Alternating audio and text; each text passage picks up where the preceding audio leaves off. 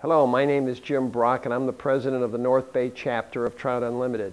And I want to share with you an exciting program called Trout in the Classroom. Trout in the Classroom is a national program involving thousands of students across the country, and the work of many volunteers, agencies, and teachers has provided the opportunities for our students to be exposed to a science education focused on cold water fisheries. Chuck Schultz, a retired school teacher, began the Marin program in the mid-1980s. This year the program is in 78 school classrooms with over 1,600 students from preschool to 8th grade participating. Chuck estimates that over 14,000 students have participated in Trout in the Classroom program locally since its inception. As knowledge and understanding of trout and salmon increases, young people, we hope, will become active stewards of our streams, lakes, and the creatures that inhabit them. Here's a video that captures the magic of learning currently taking place in these classrooms.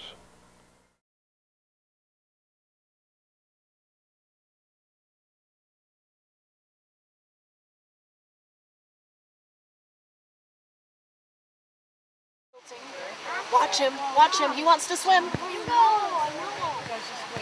Oh, there he is. There he goes. Do you see him, Nathan? Yeah. He's free. Trout. Colorful fish. Swimming, squirming, trekking. Sad to say goodbye. Freedom. Goodbye, Nemo. Trout in the Classroom started back east many years ago. The idea behind the program is to have kids learn about the habitat, life cycles of fish, the watersheds, and if we can build a stewardship out of that, then as they get older and they'll hang on to that and maybe pass it on to their kids. The real beauty of the program is that it's the Department of Fish and Game working with local partners like Trout Unlimited and the local schools to give kids a real-life experience with wildlife. As you watch these children today releasing the fish, you'll see that it's one of these experiences that they'll carry with them their whole life. Well, we assisted Trout Unlimited and Fish and Game with this Trout in the Classroom program. Trout Unlimited and Fish and Game give a training to the teachers who participate, and I helped out with that training by giving a talk on life history and the habitat requirements of trout. Many of these species are endangered, partly due to their life history and the impacts to their habitat. It wasn't until I saw Chuck with the fish in his classroom that I got a little interested, and lo and behold, I'm here and you can do it. So if you're a little bit tentative now, it's really a lot of fun. But the key is your support system. So with Greg and with Chuck and with Ethan's help, that is like the hard stuff. And you are free to do the teaching, and they'll provide you with the content and all the other things that you need to get those fish hatched and released. These eggs that the classrooms will be getting today are a Shasta strain of rainbow trout, and they were spawned January 5th, where they were held at 58 degrees Fahrenheit and eyed up, which is a term when you can see the eye on the egg, on January 19th. This morning I came in and we have small individual baskets that we put the eggs into, to where we can put them into their little bunches of about 30 eggs or so for each classroom. And the hatchery people have folded them up in a little piece of cheesecloth. So the eggs are in here. We put the cheesecloth in a cup, and then we build a little lattice work here with these craft sticks to keep the ice that we put in here. The ice will now rest above the eggs. The ice will drip down, keeping the eggs cool, and then we put a lid on them. They go into the coolers that we have, and then the idea of having them cool allows us to transport them a greater distance without any problem.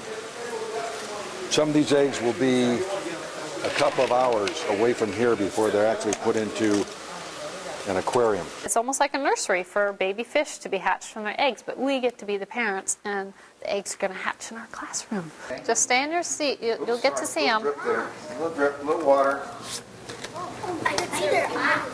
I can see most all. Are those their eyes? Okay, so I'm going to take these eggs, I'm going to put them right there in your container. You can count and see how many eggs we have. This is the first group, so no eggs are inside yet. So take a look, count up how many eggs we have. I want you to drop the egg right along the glass here, okay? And it will just drift to the bottom. Right over. He did it. Nice Oh, you job. can't really see that. What about the temperature? Ooh, it's cold. It's cold inside. What's the temperature right now? 52. All right, Avery. Avery Trout. You go. You go. Okay. Yeah, you go. Right by the glass. Yeah. Oh, that's so. There it is. Trout Unlimited brings us the eggs from the hatchery, and the kids look at them before we put them in the tank so they can identify the eyes and the backbone and even see the yolk sac inside. Today we're going to be talking about a watershed because we have our trout and water is very important for them. But it's not like a tank, and it's not just one place. The watershed is a whole big area of land. And in that land, there are mountains, there are lakes, there are rivers. All of those things are made up of water. Now, everyone here is going to make a watershed of your very own. You'll take your blue and you'll show, well, that's where a river's going to be. This river is going to run all the way down out to the ocean. Right up here, I think there's going to be a lake because there's a little indentation up here. And what does the red show us? What is it? Stuff that humans made. Stuff that humans made. Watch what happens when the rain comes. Watch what happens. Whoa. Right here. Now look, Josh, look where all your rivers are. Look where all the lakes are going, and look at how it mixed here. You can see how there's humans' impact on your watershed. Look very carefully along the rocks. See if you see anything that's... About 2 weeks after we have them, they hatch. And that's a very exciting time for the kids. They are always watching to see which one is hatched and how far they've gotten out. They are very small and they don't have their fins quite developed. They have a big yolk sac that they feed off of, so they don't need any food. And they tend to cluster underneath the rocks that are here in front. That's why we put the eggs right in front so the kids can see them come out. In first grade, we have fourth grade buddies. You can see that they start out as channels, they become tributaries, they join or converge, come down and join the major river. One time our buddies came to teach us about the watershed and wetlands and how important they are and what they do for our environment. The tributaries build off of the green. Those are the main rivers of California. Both fourth graders and first graders can work on a key that tells us on this paper what each color represents on your branch. Avery, do a little more right here.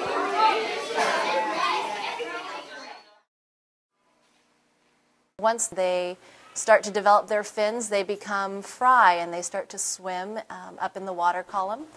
And the kids come in the morning every day to see how many more swimmers we have. And that's when we start to put a little food in, so their yolk sacs are pretty much gone. They've buttoned up and they are ready to go out and be released. We write in our trout journals, so they learn a lot through literature and language arts. We have done pictures, diagramming with labeling the fish parts, making models of fish, so it really reaches across so many boundaries. Wednesday morning, we're going to take our kids to Lake Lagunitas for our big field trip. It's a big outdoor education field trip, and our focus, of course, is releasing our baby fry.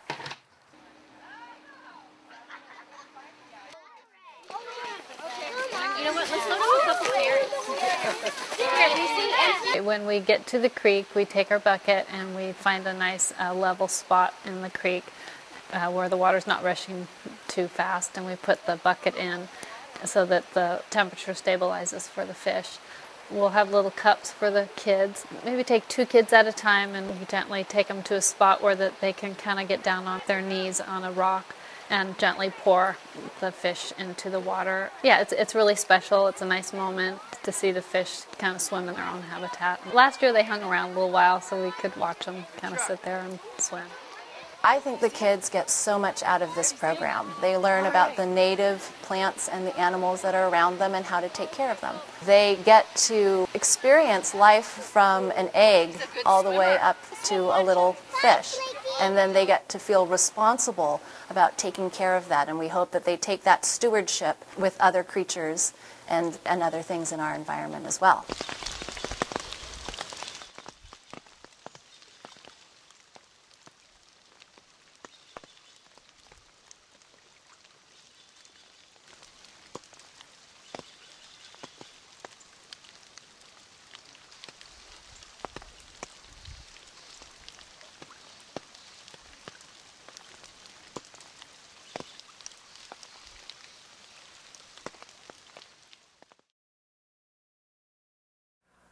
Here's Marin County Superintendent of Schools, Mary Jane Burke.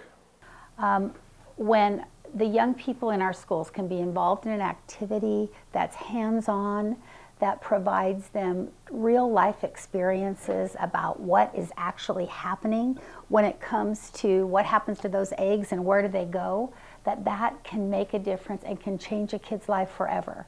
They will be motivated, inspired, and they'll know that there are adults in their community who aren't their parents or their teachers who care deeply about them and the information that they have. Trout in the classroom is something that we want for every child in every school, frankly, across California and the nation. If you have a child or a grandchild in the Trout in the Classroom program, please let your child's teacher know how much you appreciate their extra effort to bring this program to their classroom. If you have an interest in assisting us with this project, please contact me at nbtu.org, northbaytu.org. Thank you very much for watching and learning about Trout in the Classroom. I love the program. I want to be involved in the program, and I am so appreciative of what everyone's been doing for so many years.